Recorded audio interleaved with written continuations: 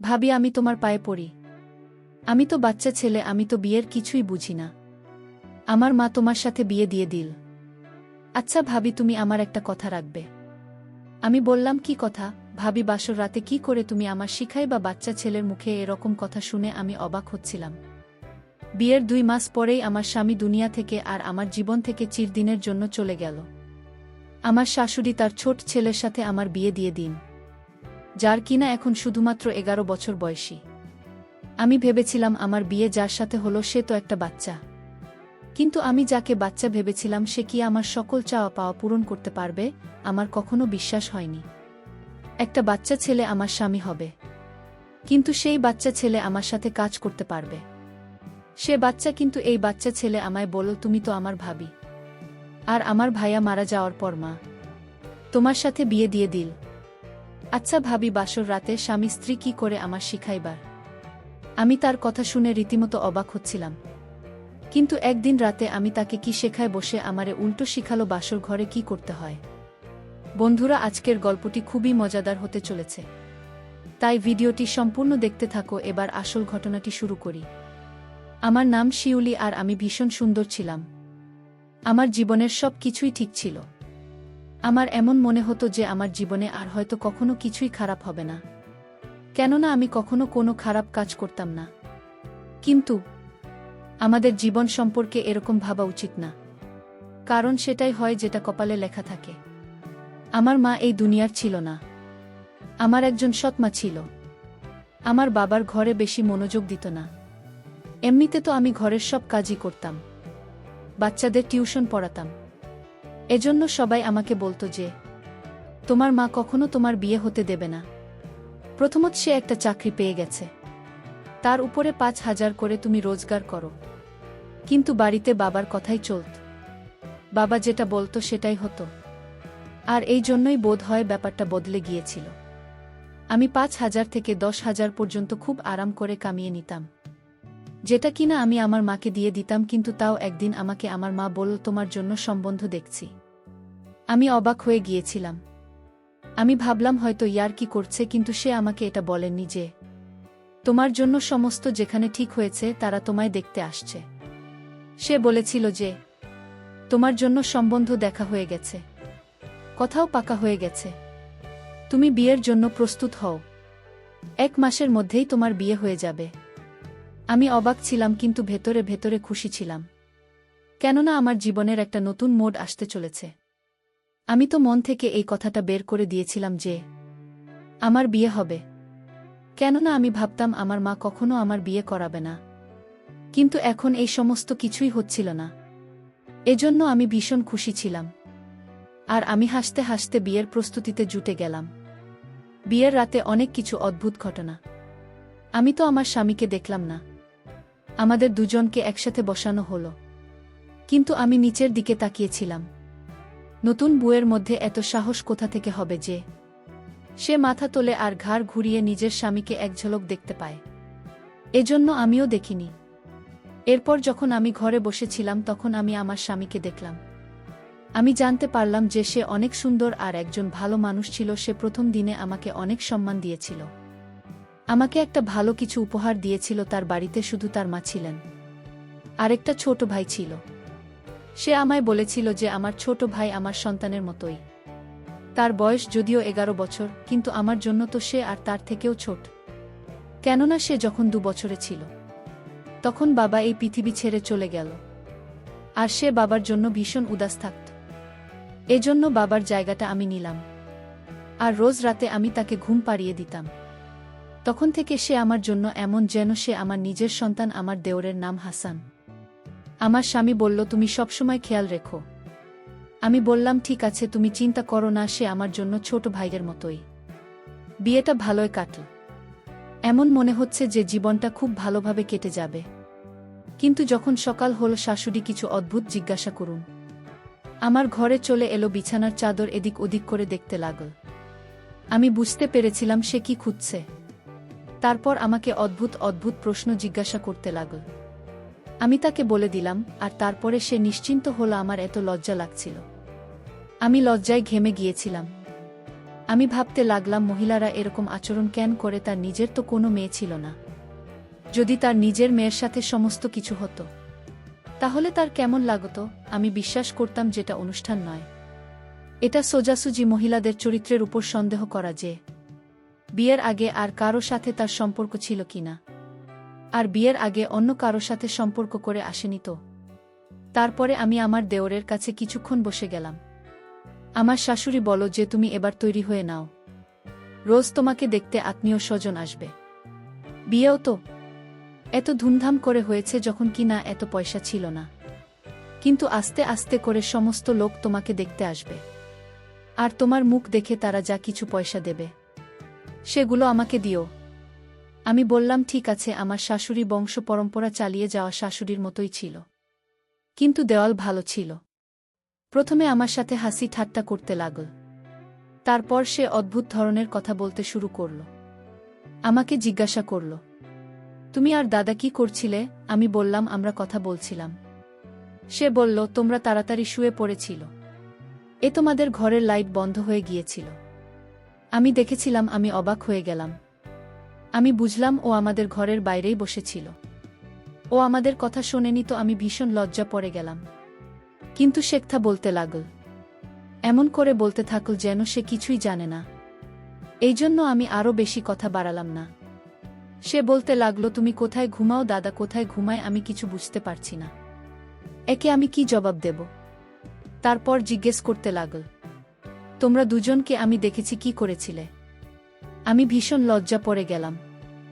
সন্ধেবেলায় আমি আমার স্বামীকে এই কথাটা যখন বললাম যে সে এভাবে আমাকে প্রশ্ন করেছিল এই ধরনের কথা, এত ছোট বাচ্চার মাথায় এত প্রশ্ন। আমার স্বামী বলল, আমি তোমাকে বলেছিলাম তো, তার খেয়াল রাখতে হবে তোমায়। তুমি প্রথম দিনেই তার অভিযোগ আমাকে জানাচ্ছ। আমি বললাম, আমি অভিযোগ জানাচ্ছি না, কিন্তু আজকালকার বাচ্চাদের মাথায় এই ধরনের প্রশ্ন আসা উচিত নয়। আমার স্বামী বলল, সে তোমাকে এমন কিছু প্রশ্ন করেনি, ওই সমস্ত ভেবে প্রশ্ন করেনি। এই বয়সে এই ধরনের জিজ্ঞাসা মনের মধ্যে আসে, মানুষ জিজ্ঞাসা করতে পারে। আমার ভাই ভীষণ নিরীহ, তা খেয়াল রাখতে বলেছিলাম। আমি তার দুর্বলতা বাবুলগুলো খুঁজে খুঁজে বের করতে বলিনি। সে বেচারা তোমার আগে পিছনে ঘুরতে থাকে বৌদি বৌদি করে, তার মুখ কখনো হাফায় না। আর তুমি কি করে ওর জন্য এরকম ধরনের চিন্তা ভাবনা রাখো? আমি তো অবাক হয়ে গেলাম যে আমার স্বামী কি হয়ে গিয়েছিল। সে সত্যিই নিজের ভাইয়ের ব্যাপারে অনেক বেশি নরম আর আবেগপ্রবণ ছিল। এই কথাটা বুঝতে আমার বেশি দেরি হয়নি যে যদি আমার স্বামীকে খুশি রাখতে হয় তাহলে তার সামনে তার ভাইয়ের বিষয়ে খারাপ কথা বলা চলবে না, না হলে তার খারাপ লাগতে পারে। এরপরে আমি এরকম কিছুই বলতাম। আমাদের বিয়ে হয়েছে মাত্র 10 দিন হল। আমার স্বামী সোজাসাপটা মানুষ ছিল না। একদিন তো সকালবেলায় আমার শাশুড়ি আমাকে ডেকে ডেকে হয়রান, কিন্তু আমার স্বামী তার কাছ থেকে আমাকে উঠতে দিচ্ছিল না। সে বলছিল, আমার সাথে ভালো ভালো কথা বলো, আমার চোখের দিকে তাকাও। তুমি কি কখনো সিনেমা দেখেননি, যেমন সিনেমার হিরো হিরোইন একে অপরের সাথে বসে কথা বলে, তেমন তুমি আমার কাছে বসে থাকো। আমি বললাম, তোমার মা আমায় ডাকছে, হয়তো কাজ আছে, কেননা 9টা বেজে গেছে। সকালে 4টা বা 5টা তো বাজেনি।